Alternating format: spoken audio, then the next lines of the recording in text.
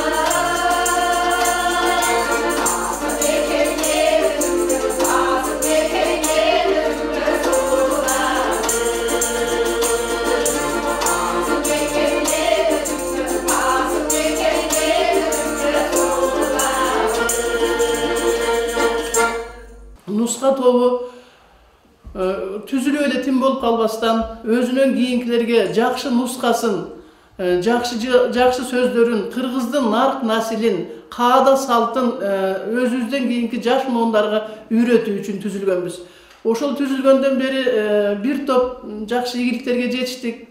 Апалар жөн эле кол өнөрчүлүк менен алектенбестен Шайыр апа катары ырдап дагы өз өнөрлөрүн тартуулай алышат. Андан тышкары 2017 жылдан бери биз СТВ телеканалы менен дагы бирдикте иш алып барып Асыл зат апалар телефестивалына катышып келатабыз.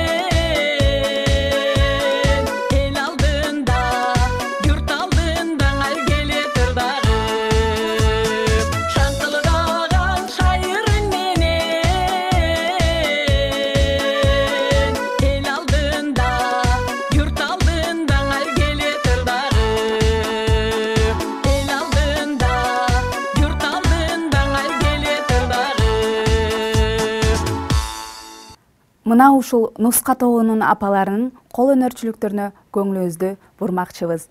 Андемесе илгертеден эле салт болуп келе жаткан апаларыбыздын кол өнөрчүлүгү биз үчүн аябай абдан байма-бай кездешет.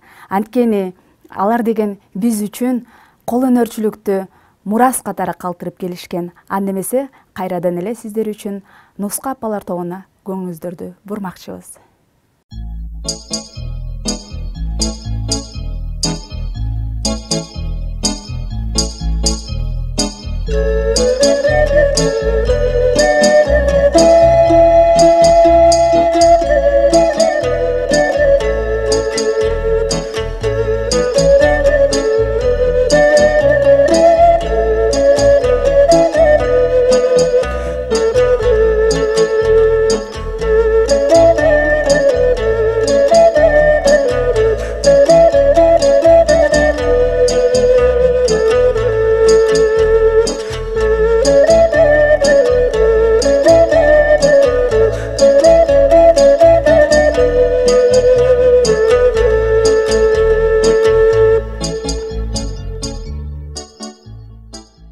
Мен Мавленбаева Турсунай ушу нуска тобунун мүчөсү болуп жүрөбүз. 5 жыл болуп калды.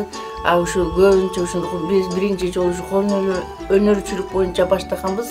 Анан биз Шырдак, Шырдак бул кыргыз элинин илгертен байыртан келаткан кол өнөрчүлүгү кыргыз элинин. Себеби дегенде илгери талас неме болгон эмес азыркыдай. Жалаң ушул кийиз анан тери менен иштетип кыргыз эли жашап келген.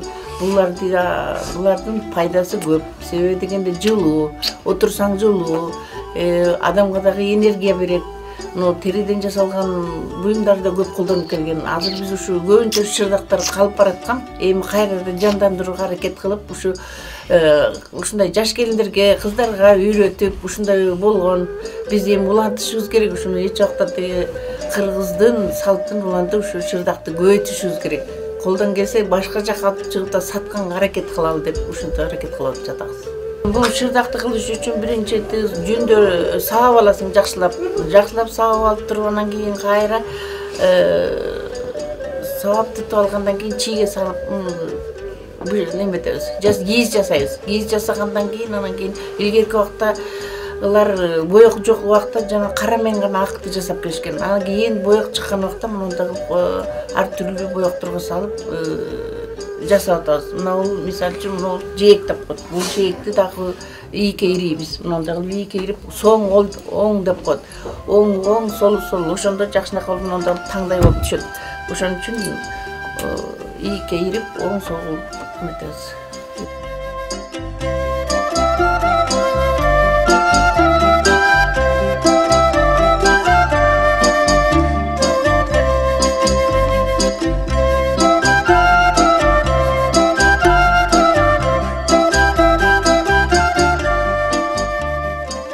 Мен нуска жамаатынын мүчөсүмүн, Султаналиева Жипар. Биздин жамаатта ошо кол өнөрчүлүк менен дагы ошо алектенебиз баарыбыз тең. Мен ошо жалпы кол өнөрчүлүк боюнча биздин жамаатта кыздар, келиндер, мондай неберелерибиз баары тең ушундай иш алып барууга, курак кураганга, майда чүйдө жасаганга баары кызыгышат. Баарыбыз бири-бирибизге үйрөтүп, ушул жерде билбегенибизди билгизип, эр шаркак болуп иштеп келе жатабыз. Анан мен өзүм ушу илечек боюнча дагы кичине айта кетсем, ушу илечекти өзүм уруп, өзүм жасап атам. Бул илечек ушу 50ден ары жогору өткөндөн кийин Кудай кааласа ушу байбиче куракка келгенде пайдаланып кие турган нерсе экен. Анан илгертен бери ушу кел атканда муну өзү 21 метр бөз деп коет экен, Стамбул деп коет экен, ушундай материалдардан жасайт экен, ороп жасалат экен. Анан биз ошондойдон ороп атабыз. Анан муну багы жокчулук мезгилде ошо жолдо белде бала бир жолдо төрөлүп кала турган болсо, ошону ороочулгосун орогонго, бир кокусуна бир жаман айтпай жакшы жок деп андай мындай болуп бир кырсык болуп кете турган болсо, ага дагы пайдаланылчу экен. Анан ошон менен биз дагы ушу өзүбүзчө отуруп, өзүм ушу муналардын баарын өзүнчө дизайнер болуп иштеп чыгып, ошо илечекти көп эмелерди энелерге тигип даярдап берип атам ороп. Ошол биздин келечегибиз ошол. Андан кийин ошо курак жөнүндө айтсам, мына ушул омуртка курак деп коет, ой курак деп коет. Илгертен берки айткан сөз бар ошо. Курактан куралат деген. Анан бизде ушу курак боюнча жакшынакай кылып сеттерди каптайбыз, мындай жаздыкчаларды жасайбыз, туш кийиздерди жасайбыз. Азыр көбүнчө ушу салт болуп келатат. Эмеден атайын ушу курактан көшөгө тарткан. Анан ушундай кылып көшөгө даярдап атабыз. Чоң кылып, анан туш кийиз даярдап атабыз, ою менен да жасайбыз. Анан монтип каттап курак менен да жасайбыз. Курактын бардык түрлөрүн жасайбыз. Ой бастырып, багы шырдак, илгерки шырдактын көчөтүн түшүрүп дагы жакшынакай кылып, мондай кылып эме кылып жасап атабыз, ой бастырып дагы. Анан бүт жакшы Кудай кааласа, оюларыбыз да жакшы. Андан кийин ошо майда чүйдө дагы кызыгып ушундай эмелер жасаганга аябай кызыгам. Анан ушу тоту куш жасагам. Ушундай жасайм, ташбака жасайм, сумкаларды жасайм. Атайын ушу жакында ушу көпөлөк жасаганды көрүп, атайын ушу көпөлөк жасап атам. Тегел ушу болгон нерселердеги, болгон эмелерди өзүм эле жасап, ушу өзүм эле эме кылбастан ушундай кыздарга, келиндерге үйрөтүп, кошо жасашып, ушу көбүнчө мындай оюнчулук, сувенирлик эмелерди жасаганды аябай жакшы көрөм. Кызыгам өзүм ошондойлорду. Ошентип жасап атабыз алыбыздын жетишинче.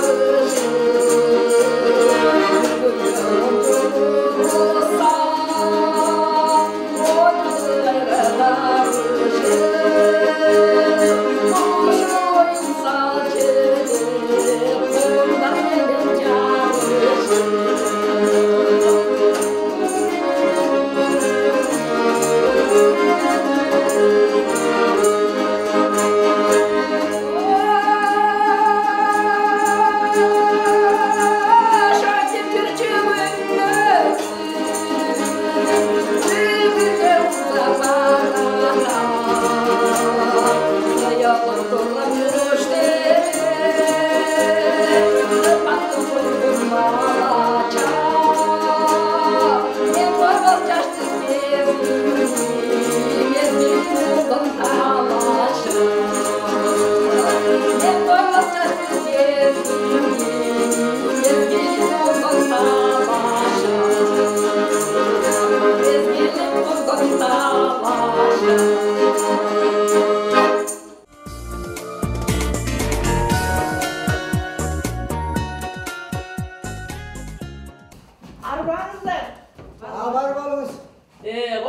Bu ne деген жыйналыш экен ya? Temir yolda tentip etken Taşlanbek Nuru Düşen evde ziynap çok uçet göretiniz. Düşen деген kim eкен al? Арбаңыздар. Var bu. Жана балдарды окутат иштеп. Жанагы Таштанбек уулу Дүйшөн деген сенсиңби? Ооба, менмин. Balam, bu senin ata teyingdi o bileriz. Biz boşuna ne karatama. Anan kaydan жүрүп, molda oldun hele. Мен молда эмесмин. Мен комсомолмун. Мен аскерде жүрүп каттаныдым. Азыркы кезде каттанган кишини мугалим дейт. Мен молдолук жайым ушу. Эмесе жыйналыштын жайы мындай.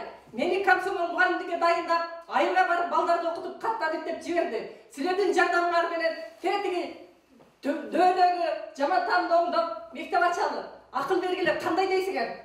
Ay balam, al kayaktan, biz kayakta okun emne bizde gereği var. Bizden baldan oku emni ökmet bulup böyle. Biz dikkaçılık beyin okat kılgan adamız. Okutsanar okusarsınlar. Bizge gereği yok. Силер балдарды окутканга каршысыңарбы? Өкмөт силерге жер берди, суу берди, монтуп мөөр басылган кагазга балдарды окуткула деп уруксат берди. Биз балдарды окутушубуз керек. Кыла беришиң болбосо, окутсаң окута. Балдар, бат бергиле, мектепке окууга баралы. Ay, sen жолдо тезектер жүргөн düşönbү? Тагы өзү да. Muğalimlere bol bol cumuş okşayt. Anan emek, baybın tokolunca jüp götürüp otun alganın. Anan uşuntip жүрүp dele çoğun söylөгөндөн ne deysin? Desең, Силер эмнени билесиңер? Анын колунда мөөр басылган кагазы бар. Мөөр басылган. Күчтүн баары ошо кагазда. ошондойбу? Oksa Окута. Kızlar, mektebi açtık dedik, mektebe geri gitmeyin diyorum. Şuraya mı göremedi? Ой, кыздар, келгиле, тезектен келип атасыңар. Ой, жакшы. Мына мектепти оңдоп, отурсуну даярдап койдук. Мектепти ачып атабыз. Келгиле макулбу окуган? Жеңим жөнсө келебиz. Жеңиң жөнөкпөгөндө кармап калмак менен. Атың ким? Алтынай. Жакшы, Алтынай. Андан көрө сен балдарды, кыздарды чогултуп, ээрчитип кел мектепке, макулбу? Макул экен. Аке дебегиле мени, агай дегиле. Kızlar, tezekleriniz dövütmeyin daha terörüz da gidecek. Жок, сен акылдысың. Апаң урушса сен төксөң, сен төгөлө. Yok edeyim ben. Азамат, рахмат. Bir teşvik kalsam mı gideyim mi? Cengim beni mi öldürür mi? Ya Алтынай, Oy dünya, gel lan. Алтынай, ой сен каякта жүрөсүң кечке чейин сандал тергеттесең ушу. Өл канаңды көрөй, шүмчүк. Мектептен айланат бекенсиң. Мектепке сага эмне бар экен? Ит жетим, ку жетим, көк жетим, томая, бөрү баласы ит болбойт деген ушул. Элдин балдары үйгө ташып отун жыйса, бу шүмшүк мектепке ташыйт үйдөн. Экинчи ошол жака барганыңды көрөйүн. Шыйрагыңды чабам. Ой, жеңе, кандайсыз? Биз конокко келдик, балдар, кыздар болуп чогулуп. Келгиле. Мектеп ачып атабыз. Кызыңыз канча жашта? Жашпашым эмне кыласың? Алтынай, жашың канчада? Жашпашым эмне кыласың? Буга окшогон томая ку жетим эмес, энелүү, аталуу, нандын ана деп эркелеген эрке байдын балдары деле окубай жүрүшөт. Тетиги ээрчиткен балдарыңды окутуп ал. Мында сенин ишиң болбосун, бар тетекай. Ээрчит балдарыңды жөнө. Ой, жеңе, жетим окубасын деген закон бар бекен? Закон покунуң менен ишим жок. Айтпеңиз, закон алдында жооп берип калаңыз. Байкап сүйлөңүз. Эй, сен каяктан чыккан чоңсуң? Тала баккан кызыңды мен билемби? Же талада тентип, кезек терип, темселеп жүрүп келген сен билесиң де. Мында сенин ишиң болбос. Турчу, куучуңда эле мына ал жакты карай эле жөнөйсүң. Батым! Sen kaçandan beri el başkanı kalgansın ya? Hayır, Taşlanbek'in balası. Al, çatağını koy. Kızlar da işlesin mi, ballar da işlesin mi? Okutasın mı, çoktasın mı? Bizge çataktın gerek yok. Ой, муну мектепке жиберип берип, жаргылчакты ким тартып, сокуну мага ким жамчып берет? Cevap cevabını, kal cevabını. Ben ayttım mı? Büttü. Эй, Алтынай, окууну эмне кыласың, куу жетим, шөмшүк, окууга эмне бар? Окуп эмнени кыйратасың? Келерсиң куу жетим, шашпа. Балдар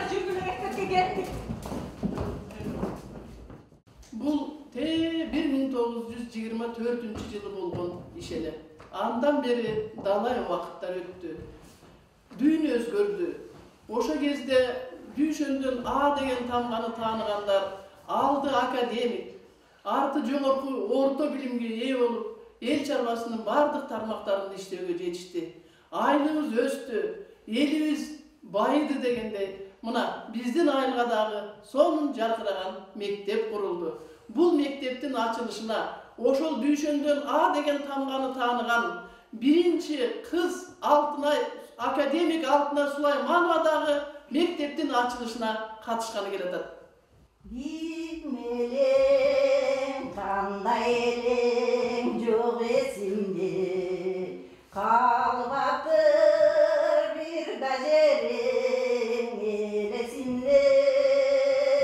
Bir жылдық бұл кичинем кегимде, миң жігіт сақтайын көңіл сересінде. Bir жылдық бұл кичинем кегимде, миң жігіт сақтайын көңіл сересінде.